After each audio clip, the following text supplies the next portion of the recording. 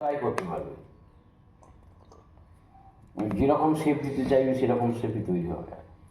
কারণ যেরকম ডিজাইন করতে যাবে জেলির মতো হয়ে যায় না এ হলে তোমার? হ্যাঁ, জেলি টাইপের হয়ে যায় একদম পুরো।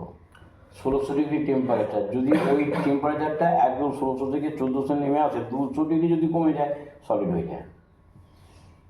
ওই আস্তে আস্তে করে নামায় টেম্পারেচারটা টেম্পারেচার আস্তে আস্তে করে নেওয়া হবে, বাইরে বের করে ফার্নেসের বাইরে। না, টেম্পারেচার আস্তে আস্তে করে নামালে আবার ফেটে যাবে তখন যে সমস্ত পাত্রগুলো তৈরি করছে, থিকনেস কম।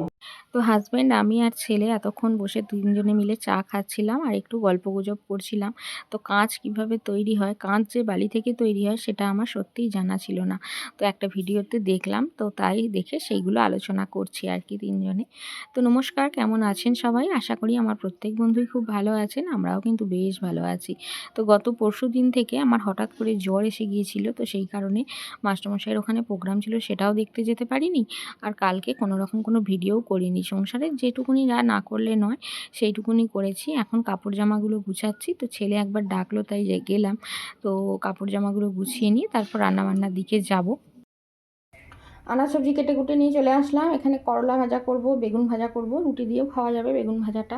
আর কাকিমা দিয়েছে এই বেগুনগুলো আর কি, গতকাল দিয়েছিল বেশ 4টে মতো বেগুন, একটু একটু কানা ছিল একটা দুটো, তো ওইগুলো একটু বাদ দিয়ে সাথে দিয়ে কেটেছি।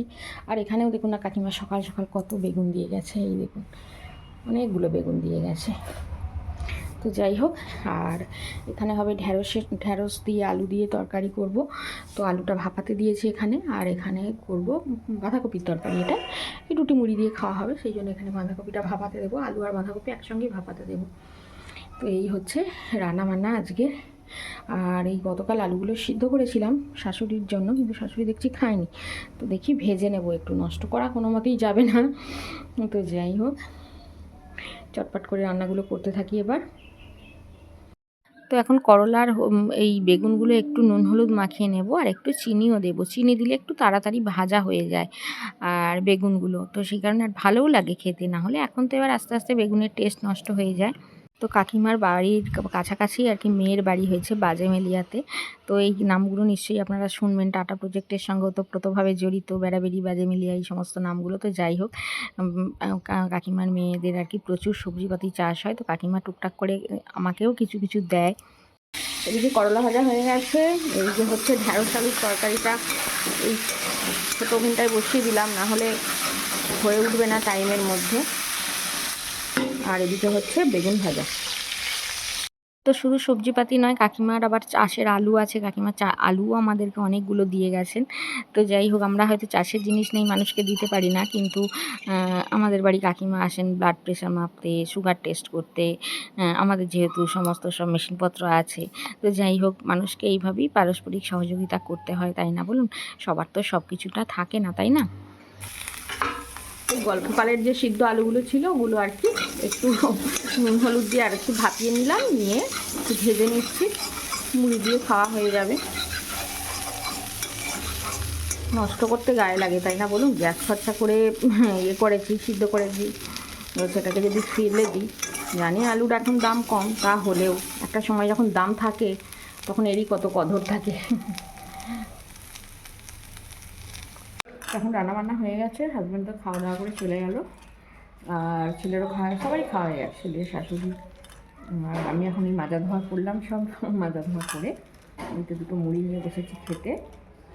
এগুলো বাঁধাকপির তরকারি, মুড়ি, এগুলো একটু পেঁয়াজ ছেলেকে একটু কেটে দিয়েছিলাম, ও একটু খেয়েছে, আর একটু আছে আর কি, আমি খেয়ে নেবো মুড়ি দিয়ে।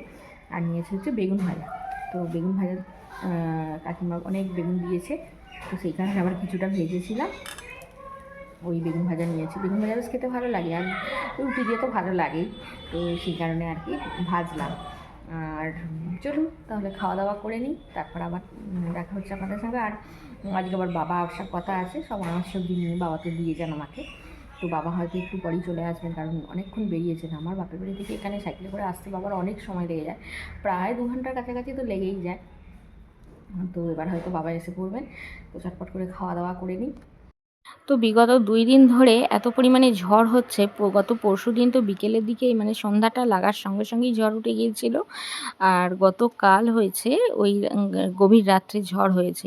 তো বৃষ্টি সেরকম একেবারেই হয়নি বললেই চলে। শুধুমাত্র ঝড় আর শুকনো ধুলো, আর আমাদের যেহেতু সিমেন্ট বালির কাজ হয়েছে, তো কোনো কথা নয়। মানে এত পরিমাণে ধুলো, পুরো একদম মানে রন্ধ্রে রন্ধ্রে ধুলো ঢুকে গেছে যাকে বলে। তো এই সমস্ত ধুলো পরিষ্কার করতে করতে মানে গত পরশুদিন ঝড় হয়েছে, কালকে জ্বর গা নিয়ে মানে আমার প্রচণ্ড জ্বর হয়েছিল। তো সেই জ্বর গা নিয়ে সব পরিষ্কার করেছি। আর ছেলেটাকে বলেছিলাম যে বাবু তুই সব নোংরাগুলো তুলে ফেলে দিস, তো ও তুলে ফেলে দিয়েছিল। আর আজকেও হয়েছে এই পরিস্থিতি। আজকে আর আমার তো একেবারেই মানে গা আর বইছে না। হাজব্যান্ডকে সকালে বলেছি যে তুমি এক কাজ করো, সমস্ত সব ধুলোগুলো জড়ো করে রাখো, বাবুকে বলবো ফেলে দিতে, কারণ আমি আর পারছি না। আমার একে জ্বর, তার উপরে জ্বর থেকে উঠলে কি বলুন তো, শরীরটা না ভীষণ দুর্বল দুর্বল লাগছে। মানে কাজকর্ম করতে এনার্জি লাগছে না কোনো মতে আর কি। কাজ করছি, না করলেও তো নয়, তাই না বলুন? তো সেই কারণে করছি। দেখুন না খালি ধুলোর অবস্থাটা খালি দেখছেন, একদম পুরো ধুলোয় সাদা। এখন তো কিছু নেই, মানে সকালে যখন ঝাঁট দিচ্ছিলাম মানে কান্না পাচ্ছিল। একে জ্বর গা, কোমর আমার ধরে আসছে, কিন্তু কিছু করার নেই, ঝাঁট দিতেই হবে। তো সেই কারণে হাজব্যান্ডকে আর কি বলেছিলাম যে সকালের দিকে যে তুমি আজকে আর বাজারঘাট কোথাও যেতে হবে না, তুমি উপরটা ভালোভাবে আগে পরিষ্কার করো। তো সেই কারণে দোতলাটা তারপরে 3 তলাটা সব পরিষ্কার করে গেছে, শুধুমাত্র ছাদটা ঝাঁট দেয়নি। আর ছাদে না সেরকমভাবে নোংরা নেই, যত নোংরা দেখছি একদম পুরো ভিতরে, মানে ঘরের ভিতরে সব বারান্দায় টারান্দায় নোংরায় ভরে গেছে। তো শুধুমাত্র ওই ছাদটা দেখছি পরিষ্কার আছে। মানে ছাদের নোংরাগুলোকে নিয়ে এসে ঘরের মধ্যে ঢুকিয়ে দিয়েছে আর কি, ঝড়েতে এই অবস্থা। তো কী আর করা যাবে, কিছু করার নেই। ওই এক জায়গায় আনাজ সবজি যেখানে কেটেছিলাম তখন সেখানে ওই অল্প নোংরা টোংরা পড়ে আছে, ভাবছি ওই জায়গায় একবারে জড়ো করে নিয়ে ওই বেলচাটা করে তুলে ফেলে দেবো। তাছাড়া তো আর কোনো উপায় নেই, কারণ উঠানে ফেললে আবার উঠানটা নোংরা হবে। উঠানটা এমনিই একটু ঝাঁট দেবো, কারণ সকালে ঝাঁট দিয়েছি, তারপর দেখছি আবার বালি বালি নোংরা নোংরা। আর সবথেকে বড় কথা, আমাদের যেহেতু সিমেন্ট বালির কাজ হয়েছে না, তো মিস্ত্রিদেরকে মানে এক্সট্রা টাকা পয়সা দিয়েও আমরা পরিষ্কার করিয়েছি, সামসেট থেকে আরম্ভ করে সবটা, কিন্তু হলে কি হবে, তারপরেও এই অবস্থা, বুঝেছেন? আসবেন বাবা আবার, হ্যাঁ ওই প্যাকেটে ধনে আছে, ধনে আছে। কি পারবেন না? হ্যাঁ, বৃহস্পতিবার যাবি তা? হ্যাঁ তোর ছেলে যাবে সকালবেলায় যাবি তো? আচ্ছা, সকালবেলায় যাবে খনি। হ্যাঁ, সব সকাল হয়। কেন ওখানে যে সকাল হয়? আচ্ছা তোদের এখানে আসলে সেখানে সকাল হতো। হ্যাঁ, তাও বেঁচে থাকছিলাম। জয় গুরু জয় গুরু। সত্যি কথা বলতে কি, বাবা না প্রথম থেকে এসে প্রচুর আঘাত সহ্য করেছেন মেয়ের বাড়ি, তো সেই কারণে বাবা থাকতে চান না, আর আমিও জোর করি না। তো দেখি আমার শাশুড়ি চৈত্র মাসে মাঝে মাঝে করে বাপের বাড়ি যাবে বেশ কিছু দিনের জন্য, তখন বলবো বাবাকে আর মাকে 2 দিন এসে থাকতে, ওরা নিজের মতো করে একটু থাকবে। তো দেখলেনই তো, বাবা এসেছিলেন, তো বাবা চলে গেলেন। বাবা চলে যাওয়ার পর আমার অনেকগুলো টুকটাক কাজকর্ম ছিল, সেগুলো সব মেটালাম। কাঁচা ধোয়ার ছিল, সেগুলো সব কাচলাম। তো যাই হোক, সেই সমস্ত কিছু করে স্নান দান করে এইমাত্র উঠছি। আর আজকে না মাথাটা একটু তেল দিয়েছি। তো জ্বর হওয়ার কারণে শরীরটা যেন একটু যেন রুক্ষ শুষ্ক মতো লাগছিল। তো ভাবলাম আজকে একটু মাথায় তেল দিয়ে ভালোভাবে স্নান করি। তো সেই কারণে আজকে একটু মাথায় ভালোভাবে তেল দিয়েছি। তেল দিয়ে তারপরে স্নান করলাম আর কি। আর বাবা যেহেতু এসেছিলেন, তো 2 মিনিট তো বাবার সঙ্গে কথা বলতেই হয়, তাই না বলুন? বাবা অত দূর থেকে আসেন মেয়েকে দেখার জন্য। তো স্নান টান করে ভাত খাওয়া হয়ে গেছে আমার। ভাত টাত খেয়ে চুলটা এখন আঁচড়াচ্ছি। আর হাজব্যান্ডের জামাই, তারপর ছেলের জামাই একটু মার দিলাম, অ্যারারুট দিয়ে একটু মার দিলাম, মার দিয়ে রেখে দিয়েছি। এবার ছাদে যাব, নিয়ে যাব। আর ভাতটা আগে খেয়ে নিয়েছি, কারণ কি বলতো, ছেলেটা আছে বকাবকি করবে যে মা তোমার আর কাজের শেষ হয় না, আর খাওয়ারও টাইম হয় না। তো যথারীতি 3টে বেজে গেছে, এরপর আর দেরি করলে মানে বক খেতে হবে আমাকে। তো সেই কারণে আগে ভাতটা চটপট করে খেয়ে নিলাম। তারপর এবার উপরে যাব, উপরে গিয়ে কাপড় জামা মেলবো, একটু বসবো, রেস্ট করবো। আজকে মনে হয় বাচ্চাটা পড়তে আসবে না, কারণ কথা হচ্ছে ওর দাদু, মামা দাদু আর কি বাইরে থাকে, ব্যাঙ্গালোরে থাকে, তো এসেছে। তো সেই কারণে ওরা আজকে মামার বাড়ি যাবে, যে দাদু এসেছে আমরা মামার বাড়ি যাবো। কালকে বললো, ওর মাও বলে গেল। তো সেই কারণে ওরা হয়তো আজকে মানে ও হয়তো আজকে পড়তে আসবে না। আসলে এতক্ষণ এসে পড়তো, বলেছিল যে 2টোর মধ্যে যদি মানে স্কুলে যাবে, তাহলে 2টো 2:30টার মধ্যে যদি স্কুল থেকে এসে যায় তাহলে একবার পড়তে আসবে। কিন্তু এখন যথারীতি 3টে 10 হয়ে গেছে, আর আসবে না পড়তে, হয়তো সকালের দিকেই মামার বাড়ি চলে গেছে। এই হচ্ছে ঘটনা। তো চলুন একটু উপরে যাব, জামাগুলো মার দিয়েছি, আগে চটপট মেলে দিই।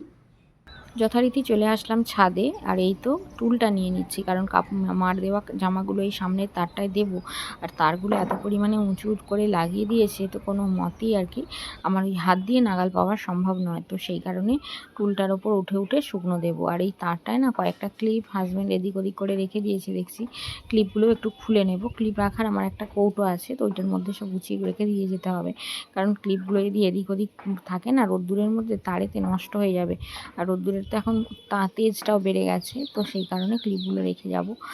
আর উজালা দেওয়া জামা কাপড় আমি সচরাচর রোদ্দুরে দিই না, কিন্তু আজকে না রোদ্দুরের তাপটা একটু কম আছে, তো সেই কারণে একটু রোদ্দুরে দিয়ে দিচ্ছি। আর দেখুন না, মার দেওয়া কাপড় জামাগুলো না একটু কড়া রোদে দিলে বেশ ভালো হয়, কিন্তু সকাল থেকে তো সময় পেয়ে উঠিনি যে একটু মার দিয়ে দেবো, অন্যান্য কাজকর্ম করতে করতেই দেরি হয়ে গেল। আবার তার মধ্যে এলেন বাবা, তো যাই হোক মার দেওয়া জামা কাপড়গুলো এখন দিয়ে দিচ্ছি। আজকে আর শুকাবে না, 2 দিনের রোদে হয়তো শুকাবে, আজকে আর কালকে রোদ পেলে শুকাবে, তারপরে আয়রন করে রেখে দেবো। আর এই জামাটা দেখতে পাচ্ছেন, এইটা আমার ছেলের জামা। তো এই জামাটা না পুজোর সময় আমি পছন্দ করে, মানে দুর্গাপুজোর সময় আর কি পছন্দ করে কিনে দিয়েছিলাম, কিন্তু ঘটনা হচ্ছে এই বসন্ত উৎসবে পড়ে গিয়েছিল মাস্টারমশাইয়ের কাছে, গিয়ে এমন আবির রং লাগিয়ে এসেছে, এসে ঘষে ঘষে আর তুলতে পারলাম না, পকেটটাতে লেগেই রইলো। তো সেই কারণে ছেলেকে আবার একটু বকাবকিও করলাম যে বাবু তুই একটু ওগুলো একটু সরে সামনে থাকতে পারিস নি, রংটাকে লাগিয়েছিস। কিন্তু আমি তো আমার মতো বলে দিলাম, কিন্তু সেটা তো হয় না, তাই না বলুন?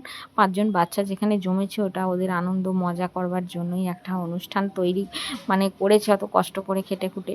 তো যাই হোক আনন্দ মজা করেছে, এই সমস্ত রং টং লাগিয়ে এসে এবার আমার তো কাস্তে কাস্তে একে আমার জ্বর অবস্থা, তার উপরে হচ্ছে এই পরিস্থিতি। তো কী আর করা যাবে, হাজব্যান্ডের জামাও কটা ছিল, আমি আবার টেনে বার করে, ওগুলো কাঁচা ধোয়া ছিল, আলমারিতে ছিল, বলছি একটা জামায় তো আর মার দিয়ে পোষায় না, তাই না বলুন? ওই জন্য অনেকগুলো 2-3টে জামাকে বার করে টেনে নিয়ে একবারে সব মার দিয়ে দিলাম। তো আজকে আর শুকাবে না, আগামীকাল সব শুকালে তারপরে ইস্ত্রি করব।